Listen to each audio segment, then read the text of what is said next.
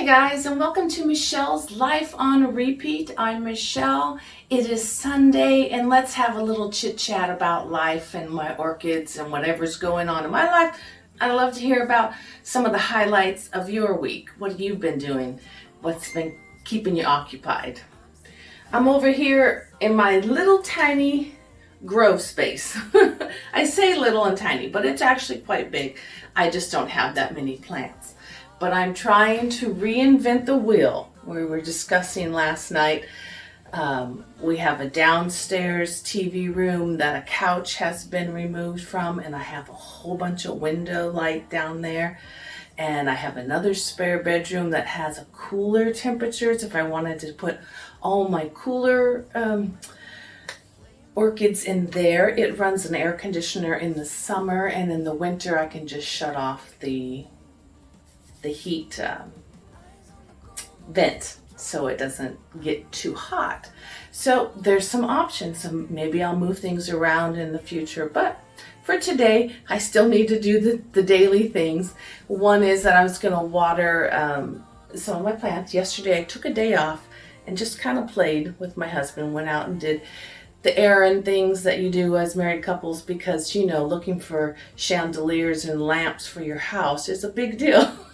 Well, at least it is for us. We've lived here 6 years, going on 7 in a couple of months, and we've never liked the light fixtures that were in the house, but it's always at the bottom of the budget, bottom of the budget.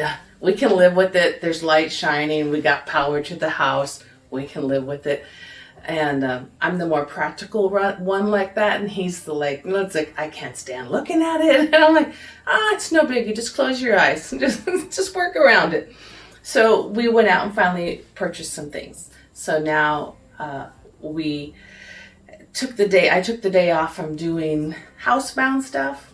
And for me, going under all the stores with the fluorescent lights, if you know me well, you know that they trigger migraines. And it's something I go into knowing that the joy of spending time with my husband and doing everyday things and taking all the precautions that I can, the wide brim hats, the sunglasses, the ear cancellation, taking my pills with me and staying hydrated while I'm doing these things. But we ended up at 4 or 5 stores and then just got really fatigued last night. Never even made dinner. We just kind of munched on snacks and went to sleep probably about 8 o'clock, and then wide awake at 1:30 with a migraine. So I've been up since 1:30 last night and took all my abortives, got up at 2 a.m., drank some espresso, took all the medicines that normally would take the migraine pain down. And then I was able to get 3 hours of sleep in later in the morning, like 9, 10, 11. So now I'm up and I am going to look at my orchids. But how about you? If you have chronic illness, what is your limit when you go out? Is it 5 minutes, 10 minutes? Is it, a whole day you can do something if you avoid your triggers? I have a sweet friend. Shout out to you, Bree. I don't get to do anything with you in person right now because of COVID, but I was pleased and blessed to see that on her Facebook page, she was able to get out of the bed. She's been having to be bedridden horizontal for her medical issues. And she was able to sit up on the porch in real clothes, not pajamas, and watch her youngest child enjoy a new tricycle trike, learning how to ride it and play in the front yard with dad and the other siblings. And I know as a mama that is a treasure to see the light and joy in your children's face. And we forget, some of us who don't have chronic illness, that it's those little things in life that we really got to grab a hold of and make sure we imprint it into our minds. So when I was out with my husband, I made sure to hold hands. I made sure to let him open the door for me. I made sure to stop in the middle of the driveway and give him a kiss, because that's what we did when we were dating. Why not now? And just trying to grab hold of what we can and make every moment count. But let me show you today what I'm doing. I have, it's not rainwater this time, and I need your orchid mind out there. Those of you who are wise, tell me if this is wrong. But I have dehumidifiers in my house in the Washington state. It gets humid. So I take that bucket of dehumidified water, and when I pour it in here, the pH is like 6. And the TDS levels are maybe 5. They're pretty low. So I've been using that for the last 2 weeks. If that's a wrong thing to be doing, please let me know if I'm going to be seeing the side effects of what I'm doing down the road. I normally use rainwater. My tap water only has 70 parts per million, so I can use that. And I like to alternate. Some weeks it's just the water. I'm flushing out the plants. Some days it's water with the repot me, feed me that I use. And that's the only one I've ever bought to start with. So when this is empty, maybe I'll try another brand, see if it does differently. But this one's been doing me well. Put tiny little scoops in there, and I try to raise the water up for my everyday plants to in the 200, maybe 250 range. In my bucket over here, same water, but I make it higher with more fertilizer in it for my Vandas. And so I think when I tested this, it was 3, let me check.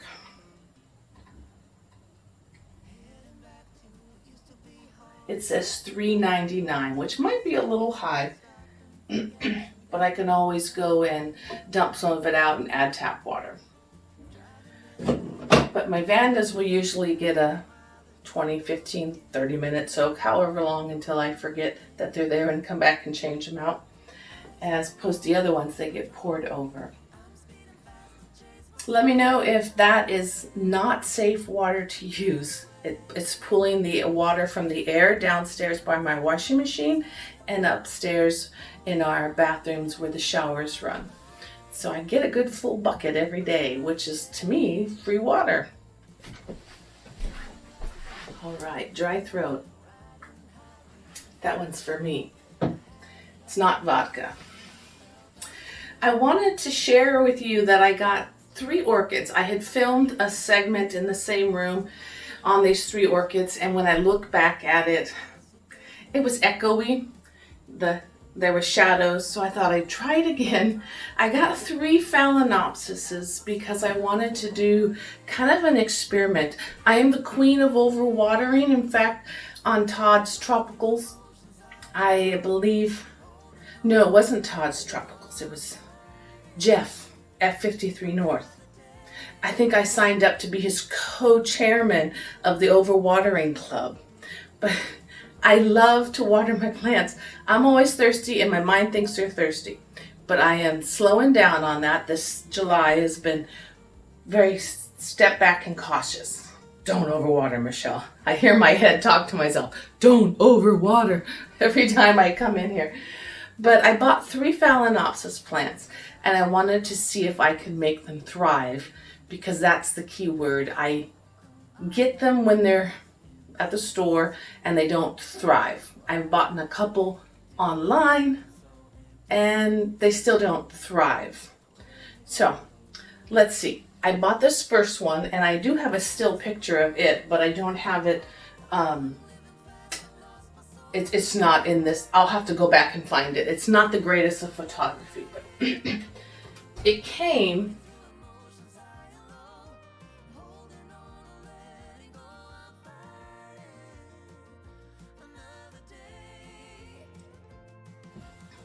This is the plant. I can't see what level you're watching this at, so hopefully it's in view. But when I opened it up, the leaves were all split, but the red underneath was just gorgeous to me. I don't know if you can still see that maroon. And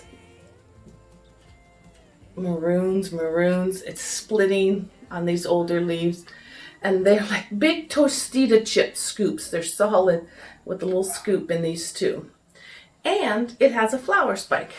Let me get close to see if you can see the flower spike. And she's got a red tip. She's spiked before. And I have this basket. I have to be ever so gentle when I lift it. But on this one, she was in the pot, she was so stuffed that her roots had gone down to the bottom of the pot, came back up, and I think it was a 5-inch pot, and they had circled around the top twice. And they were, no lie, they were about as big and wide as my pinky finger. 2 rows of them. So I soaked her in a big bucket. And then I thought, what am I going to do to help sustain this plant? And I remembered I had these dollar store baskets that I put upside down over my new starts outside in the garden that I don't want the bunnies to eat. And that little spike is in the way there. And I put them down, and they go all the way down into here. They touch the bottom, they come back up.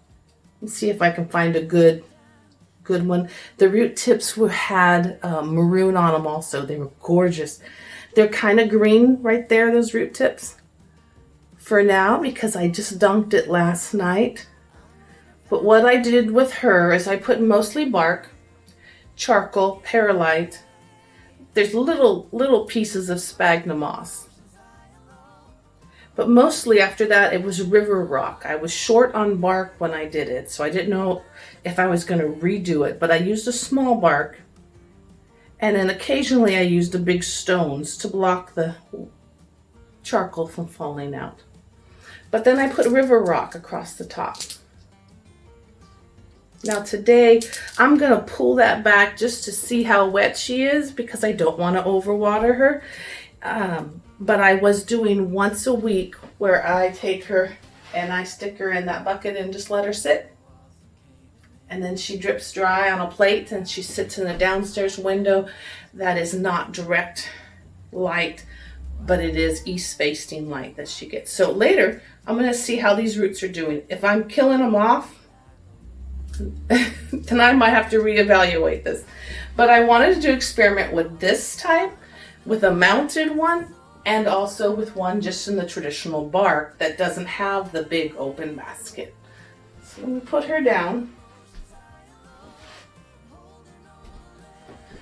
And this is the one I put in the traditional basket with the slats. It's mostly bark, perlite, charcoal. She had lots of glorious roots. There's silver up here, you can see them. Although when I pulled this up, I noticed that the end is dried back on that tip. So I've got to double check that. I did give her some water yesterday, so I should see some white or green. There's some roots. I'm sorry if I'm out of focus. I got the back of the camera view today. But she had these really gorgeous long leaves. Still does. She has the start that she started with, I guess last year, but she also has a new one starting this year, which is, I didn't know they did 2 at the same time, 2 growths at the same time. But I've noticed over the last 2 days, this back leaf is turning yellowish, and it kind of has like spots, molted colors to it. A change of a light yellow. Let me see if you can see it underneath there. A light yellow and a green combo. And I'm not sure what that's indicative of. I think this plant also has a red flower to it. There's a lot of red in the core of it and in the leaves, the back of the leaves. Oh, and this one was called Aphal MS Purple Spotlight. The other one is another purple one. So she gets watered. Then I put her in front of a fan, a small fan that blows through the lower portions to dry those roots. And then she sits in here just for height because her leaves are so long. That way I don't knock her on the table where she sits downstairs. This one, this big purple one, was called MS Secret Smile.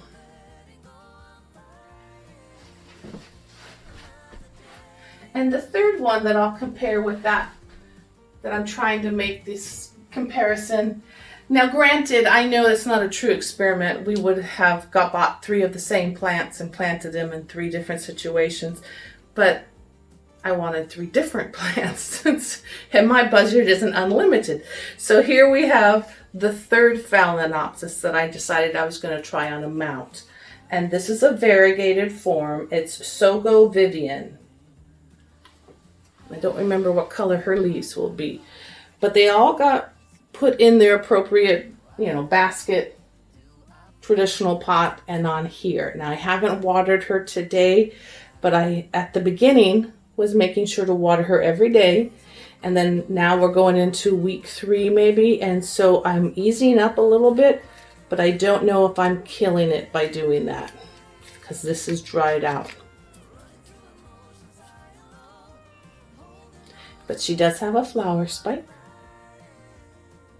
And I will water her right now. It's her time. It is her time.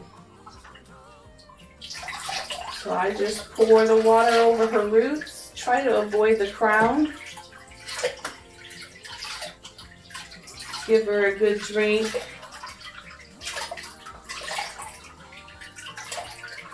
Tell her sweet nothings. You can grow, little one. Grow, grow, grow. Yep. I'm also thinking of getting an additional set of lights. And then she just kind of drips into a bucket. I have a hook to hang her, but I'm not certain where I want these hung yet. So she drips into a bucket.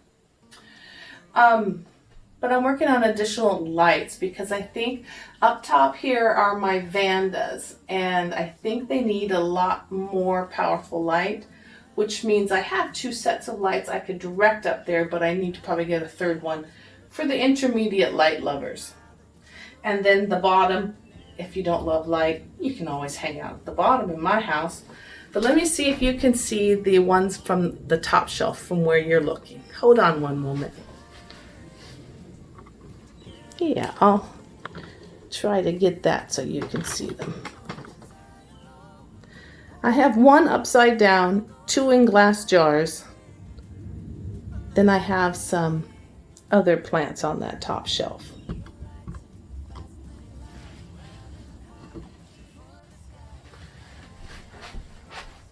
So this Vanda Fuchsia Delight, I've never seen it bloom. It's upside down. I normally have been keeping it in here. My husband suggested he was going to drill holes in the glass with this special drill bit. It hasn't happened yet. So in the process, I leave her upside down so she doesn't get crown wore out, and that the fans in the air circulate around her and give her a chance to grow. But Vandas are new to me, and she has grown nothing new for me since I've had her for about... When did I get her? Did I mark it? I got her in April. And these are the same roots that she's had. I don't see any new growths. I don't see any new tips. They look white and papery, but they turn green and they're hard when I water them. There's an old spike. And there's nothing new growing. I guess this new leaf is growing. So that's kind of a new thing. Oh, there's a tiny leaf on the inside there. Can you see that? Guess I haven't been up close and personal with her in a while. But I don't recall, do they grow their roots after they grow a leaf or at the same time? Or if there's anything special I should be doing to get more root growth. I have soaked her in my water with some seaweed extract too. Hasn't seemed to make any difference.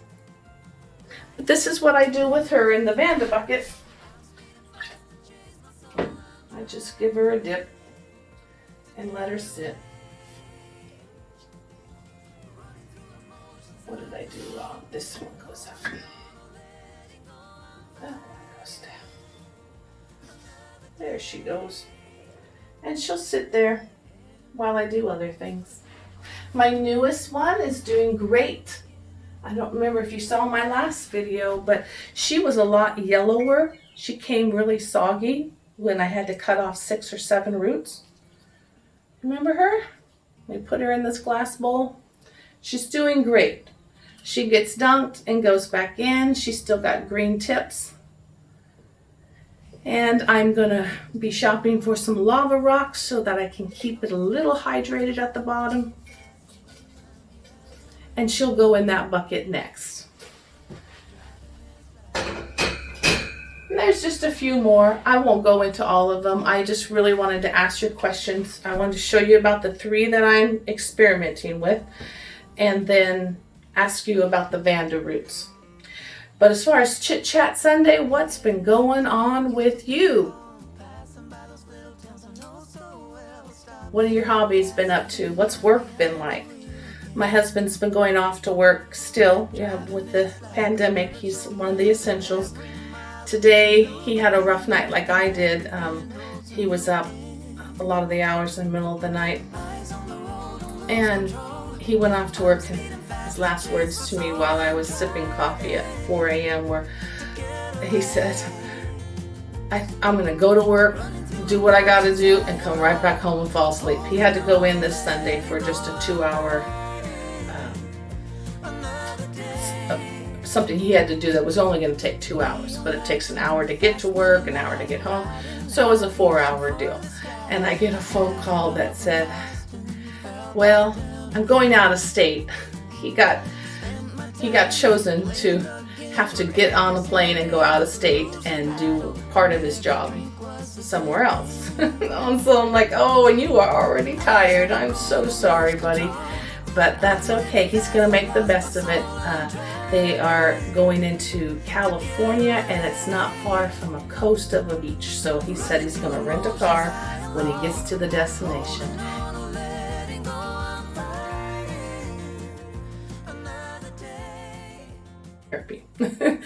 And then he'll be flown back home tonight when all of the business is finalized. So that's been happening in our world. What else is happening this week in our lives? I've had a bunch of medical procedures, got my checkups, and I did a video, and I don't know if I'll air it in between this or right after this or something, but had my checkups and everything came out perfectly fine. I'm good to go for another 10 years. Woohoo!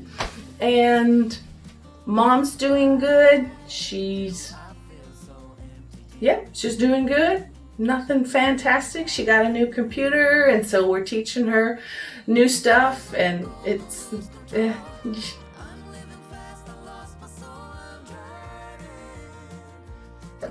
so we showed her how to unclick airplane mode. Never take the simple things for granted, and always love your parents. Love them and help them without exasperation, because they changed your diapers, man. They sighed a lot when you were little. It's just random.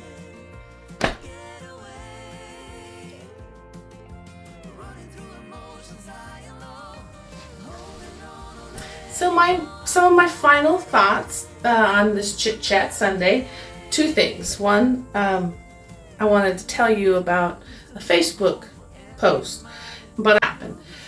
I wanted to share with you on my Facebook post this week. I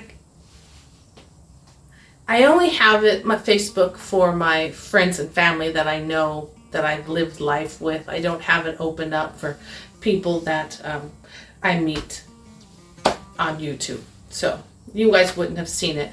But I was wondering, it was so quiet. It was like, does anyone exist out there? Or does anyone, it was more of a feeling, does anybody care? Because I would post something and not hear back. And in my mind, I just had to get a mindset of, what do people do when they Facebook?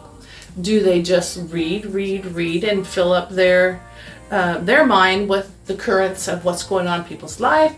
Or do they want to interact? And a lot of them said that they will read, but they don't post. or they're not really big posters on their Facebook page, but they do read. And I said, okay. And my habit is when I have physically read somebody's video, when I physically read a post, I will respond with one of the I like it or I don't like it. I'll respond so that they know it's been read, or add a comment. And in YouTube, I do the same thing. If someone has put the time and the effort into making a video, I will always hit like, unless I come across a video that is just filled with hate, and the vibe is just really off. I don't even subscribe to people that have that kind of vibe, so I don't know, but I will always put a like. That it helps me know that I've watched it, but it helps the other person on the other end. When they get a like, they're like, oh, I'm not talking to the void. There are people out there. And so for those of you that are my YouTube friends, but also my Facebook friends, my family, people I've lived life with over the last 50 years, I thank you for answering and responding on that post, because living a chronic illness life and not doing adventures like I want to do, it's hard to plan to go visit, to just hang out, to play, and then there's the virus. But when you guys go on your trips and you take all those pictures, I live through them. I love it. I love it. I go, I'm going to the beach today. And I follow, the different families as they go and do what they do. When I see you young mamas with your babes and they're growing up so fast, and they're, losing their teeth, doing their first thing, they're chewing on their toes, all this. It triggers such happy endorphins in me.